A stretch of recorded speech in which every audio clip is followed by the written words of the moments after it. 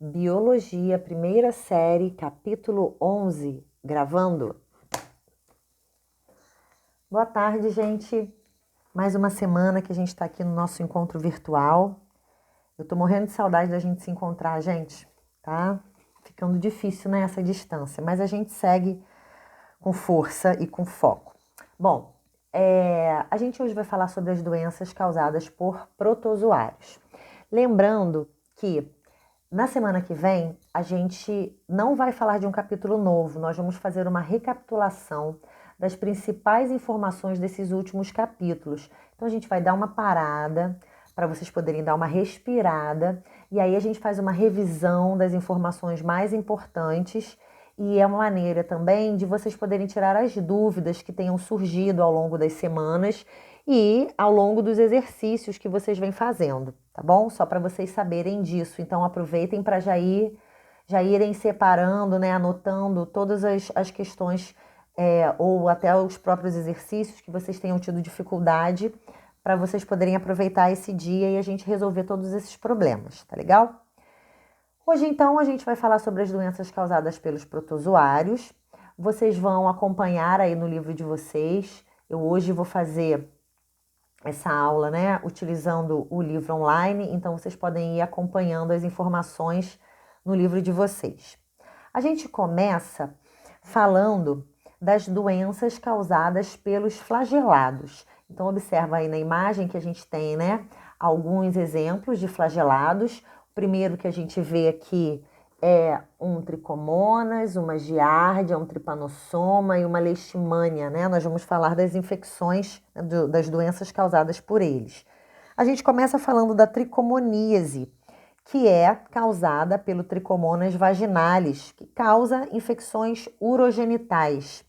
Então, nas mulheres, né, esse protozoário vai causar infecções na uretra e na vagina, e no homem, esse protozoário vai causar infecções na uretra e na próstata, tá ok?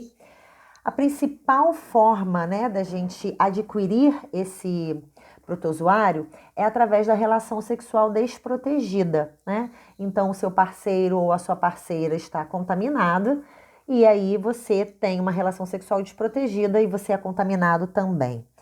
Mas existem algumas outras condições que também podem fazer com que a gente se contamine, né? Então, por exemplo, se você utiliza uma roupa de banho de alguém e essa roupa de banho está contaminada. Então, existem casos de pessoas que se contaminam utilizando roupa de banho, né, de alguém que estava contaminado. Ou a utilização de banheiros. Então, você senta, né, num vaso sanitário num banheiro público. Se alguém contaminado sentou ali, né, deixou algum tipo de secreção, de corrimento, você pode se contaminar. E também existem casos de contaminação por toalhas úmidas, né? Uma mesma toalha que várias pessoas usam e ela não é colocada ao sol para secar, né? Você utiliza uma toalha que ainda está úmida e foi utilizada por uma pessoa anteriormente. Se essa toalha estiver contaminada, a pessoa também pode se contaminar por essa toalha úmida. Esse protozoário, ele consegue permanecer vivo por até 6 horas fora do corpo. Então, ele nesses objetos, ele fica um determinado tempo vivo e você, ao utilizar nessas roupas, essas vestimentas, pode se contaminar, tá ok? Nos homens, na maioria dos casos, os homens eles são assintomáticos, eles não apresentam nenhum sintoma da infecção pelo Trichomonas vaginalis, né? Eles acabam servindo como um reservatório para transmitir esse protozoário através da relação sexual para as mulheres. Nas mulheres, né, o protozoário ele causa um corrimento amarelado ou amarelo esverdeado, que normalmente tem um odor desagradável, então tem um mau cheiro bastante característico. E em casos mais graves, né, começa a causar lesões na parte mais externa, né, do canal vaginal, e essas lesões elas podem ter alguma ardência quando a mulher urina, ok? Bom, existe tratamento, e o tratamento com a utilização de um remédio chamado metronidazol, e tanto a mulher quanto o homem precisam tomar. Então, se for a mulher que está contaminada, o seu parceiro toma. Se for o homem que está contaminado, a sua parceira toma. Por quê? Para que um não continue transmitindo para o outro e a doença acabe não sendo curada. Como maneira de prevenção, é necessário o cuidado com a higiene. Então, você não vai utilizar roupa íntima de ninguém, você vai utilizar somente a sua. Você vai ter cuidado ao utilizar banheiros públicos, você vai ter cuidado, né, na lavagem, até na secagem das suas toalhas, das suas roupas íntimas, e principalmente relações sexuais protegidas. Então, a utilização de camisinha durante as relações sexuais. Passando aqui a página, a gente vai falar da leishmaniose, né? A leishmaniose, a gente primeiro fala da visceral, e ela é causada pela Leishmania chagas, né?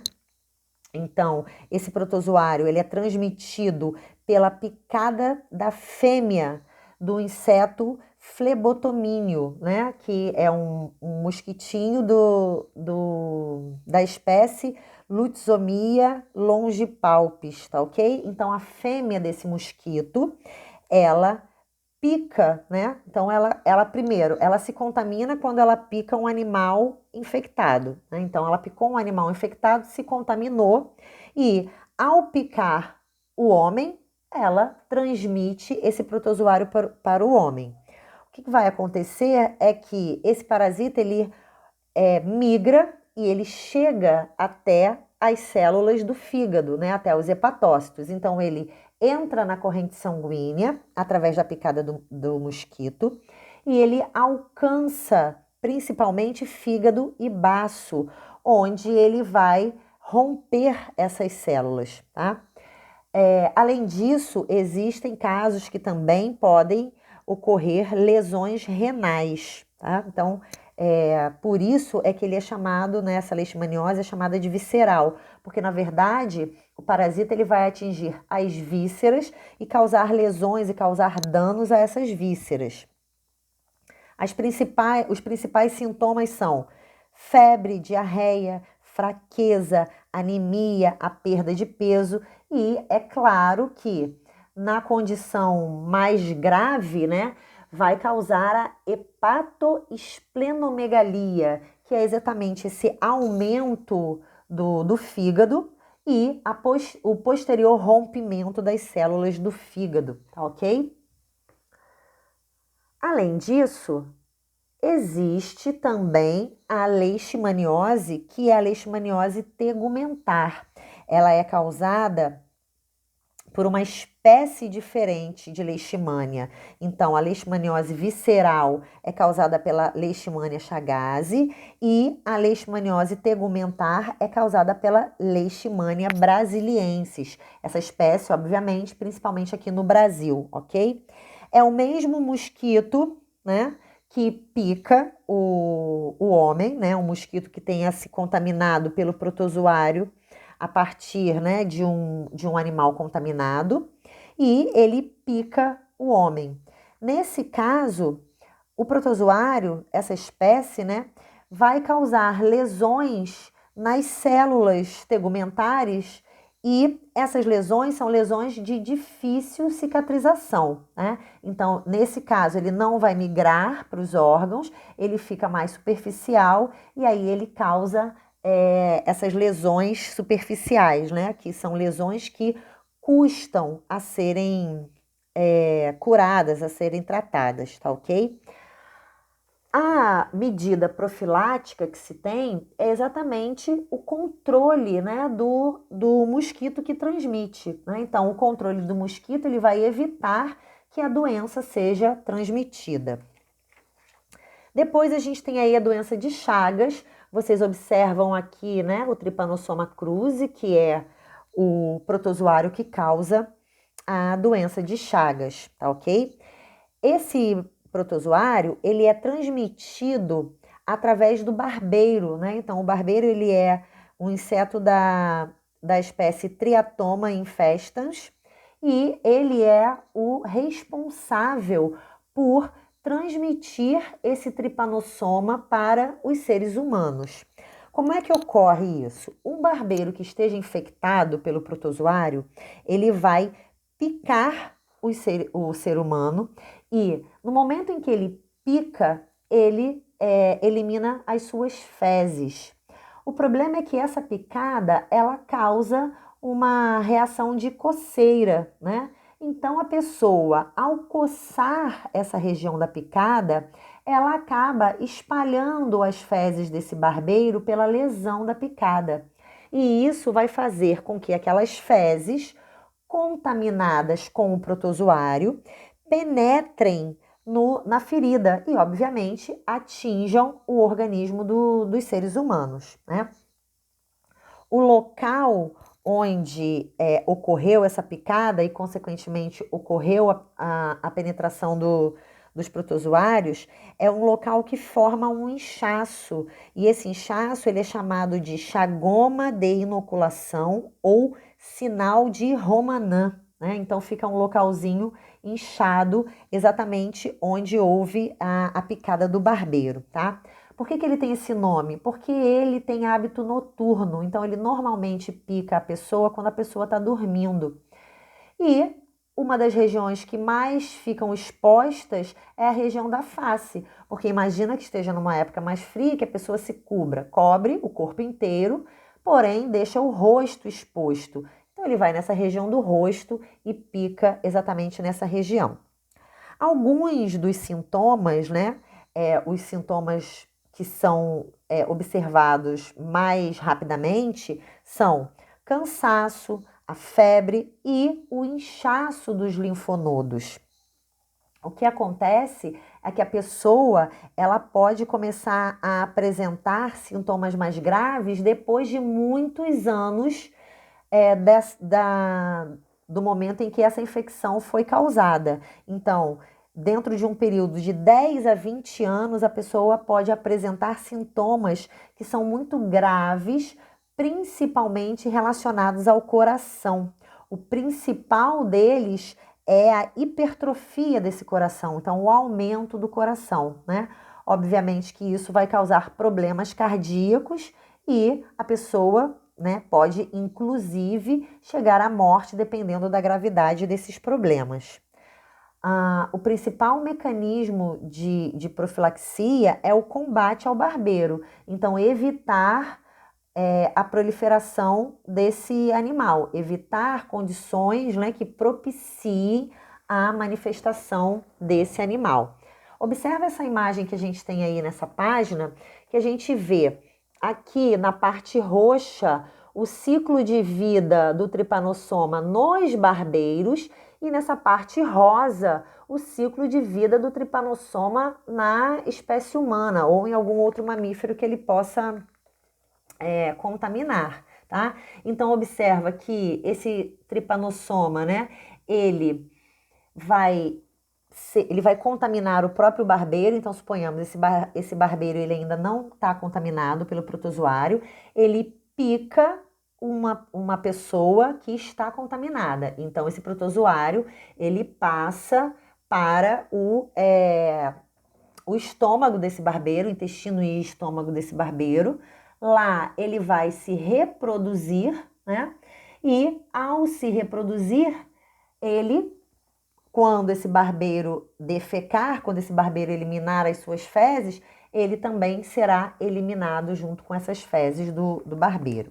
Então esse barbeiro picou o homem e junto eliminou suas fezes. O homem coçou esse local e passou por cima, espalhou por cima dessa picada as fezes do barbeiro.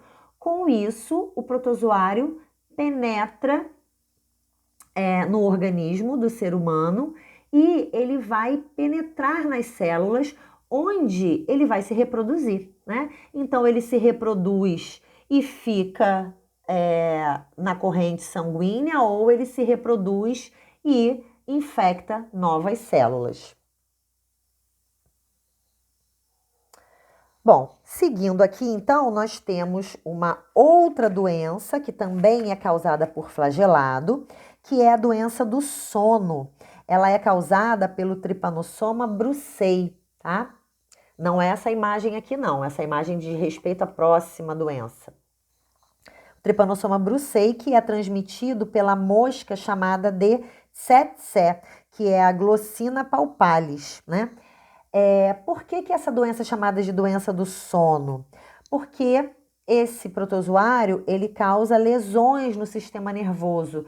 E essas lesões deixam a pessoa mole, né? Causam cansaço na pessoa e a pessoa comumente tem essa característica de dormir muito por conta dessa fadiga que a doença causa, ok? É uma doença que ocorre principalmente, o local onde essa doença ocorre são em regiões da África.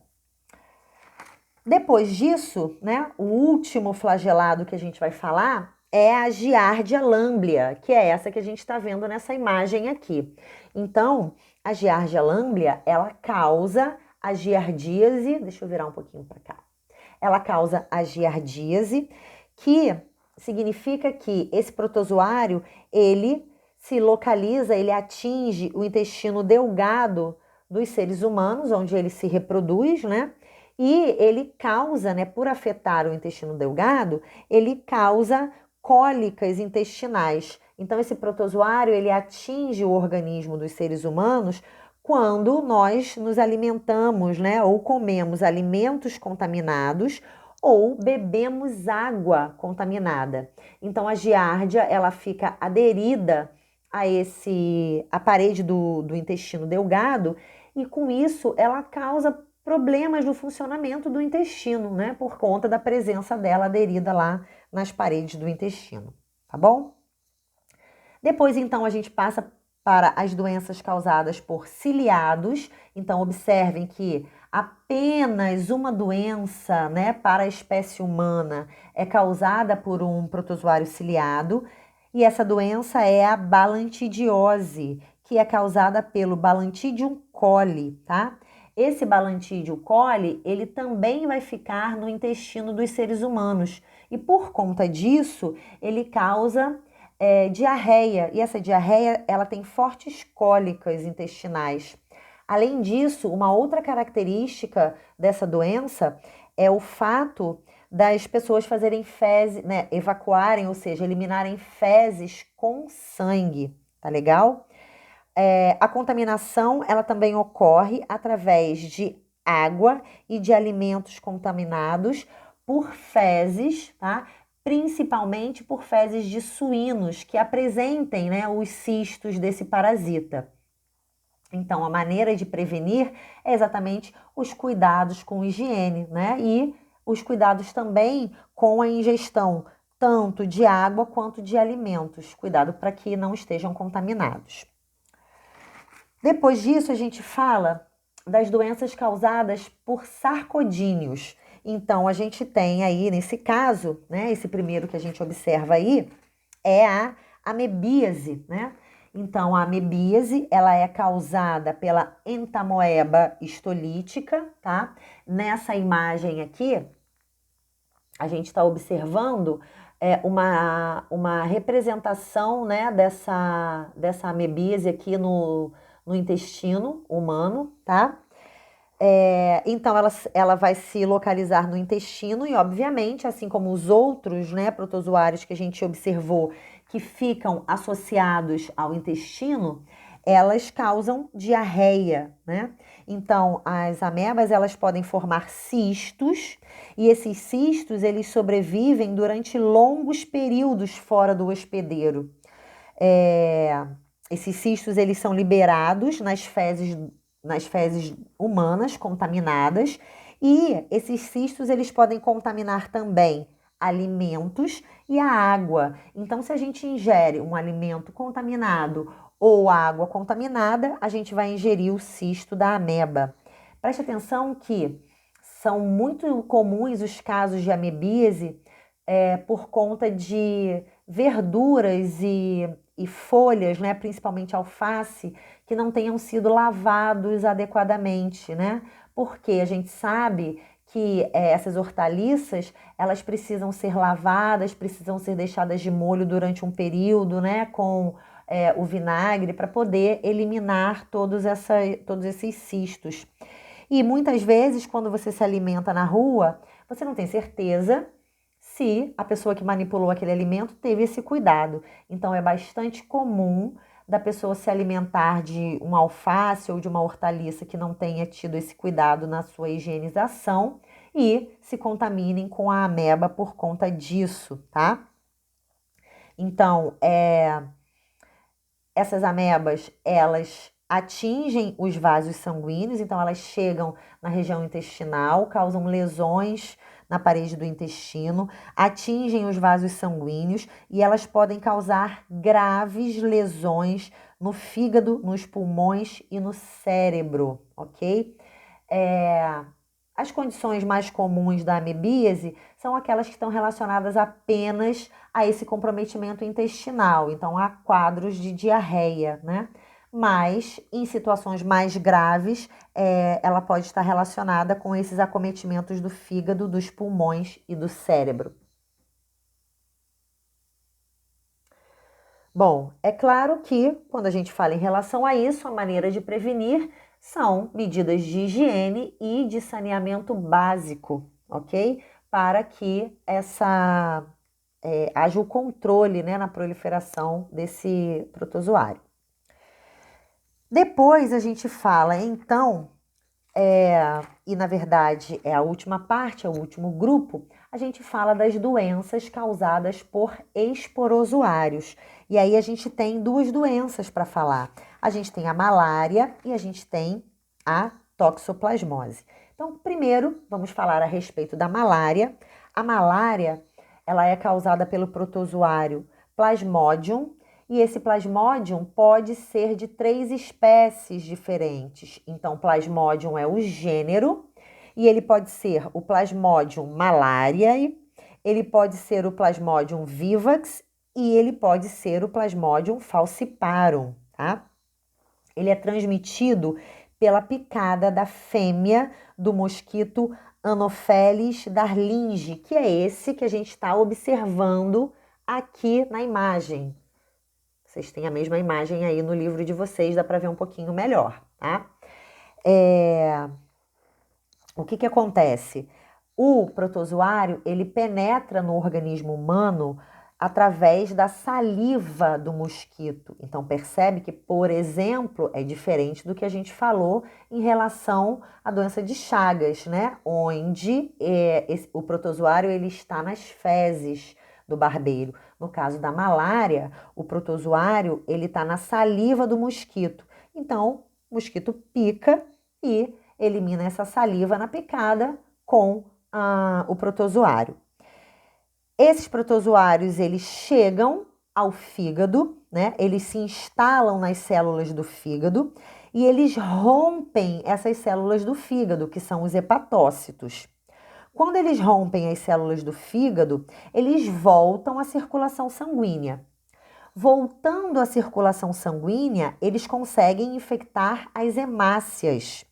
Infectam as hemácias e rompem essas hemácias. O rompimento dessas hemácias, né, libera algumas substâncias que acabam provocando a febre nos seres humanos. Observa uma outra coisa interessante aqui. Conforme eles vão passando da corrente sanguínea para as células do fígado, novamente para a corrente sanguínea e depois para as hemácias, eles vão mudando a sua forma, tá? Então, por conta disso, existem, né, essas febres, né, elas podem ser classificadas de acordo com o plasmódio. Então, ela pode ser, observa que a gente tem isso listado nessa parte aqui do texto, ó.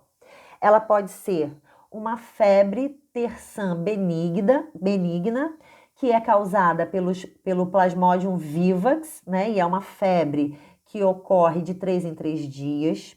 Ela pode ser uma febre quartã benigna, que é causada pelo Plasmodium malariae, e é uma febre que ocorre de 4 em 4 dias, ou pode ser uma febre terçã maligna, que é uma febre causada pelo Plasmodium falciparum, né? E é uma febre que acontece em intervalos de 36 a 48 horas. Por que que nesse caso a febre é considerada como maligna?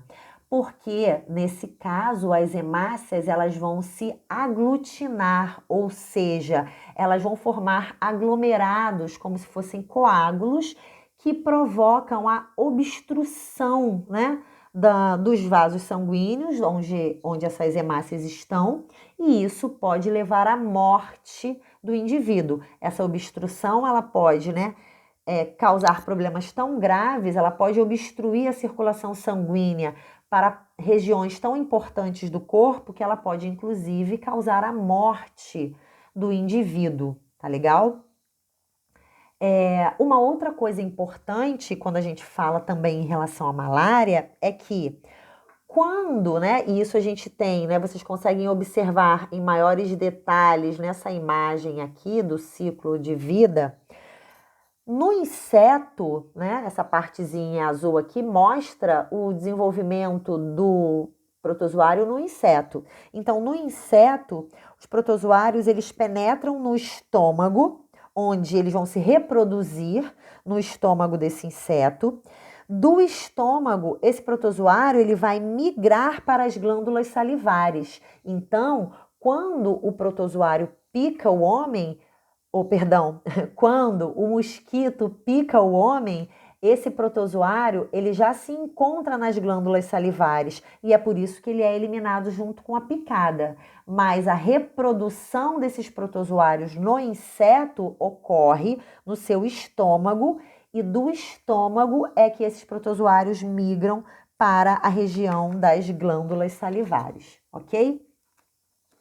A medida de prevenção, mais uma vez, é também o controle, né, do mosquito e o controle dessas larvas, né, que aí aqui no texto, nessa partezinha aqui de baixo, a gente observa, né, as larvas desse mosquito, né? Então, uma vez que seja controlado o desenvolvimento dessas larvas, vai haver um controle na reprodução desses mosquitos e, consequentemente, vai haver uma diminuição na propagação dessa doença.